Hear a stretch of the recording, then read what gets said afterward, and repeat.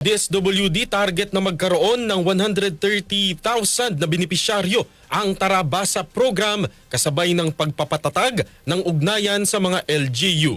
Kasama natin sa balita si Radyoman Lestor Aler. Radyoman Zander, Radyoman Aljo, target ng Department of Social Welfare and Development o DSWD na magkaroon ng 130,000 na benepisyaryo ng Tarabasa Tutoring Program ng ahensya. Kasabay ito ng pagpapalawak na ugnayan sa mga lokal na pamahalaan, state universities at partner organizations sa buong bansa.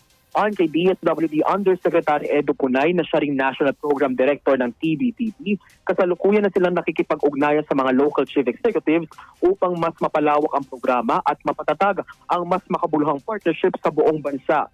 Ani naman ni DSWD Assistant Secretary at Spokesperson Irene Dumlao na ang partnership sa mga LGU at mga state universities ng TBTP ay nakaplano na sa unang quarter at priority na mapalawak ito sa mga isolated at disadvantaged areas.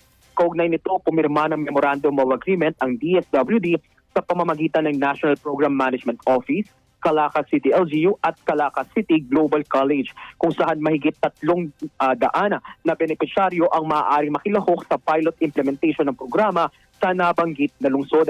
Habang dadalo naman si DSWD Rex Gatchalian sa MOA signing ng naturang partnership sa Romblon ngayong araw, February 12. Sa pakikipagtulungan nito ng provincial government at municipalities ng Romblon, Romblon State University, Department of Education at community partners. Ang Tarabasa Tutoring Program ay isang cash for work, cash for training at parenting learning session na pangungunahan ng mga youth beneficiaries.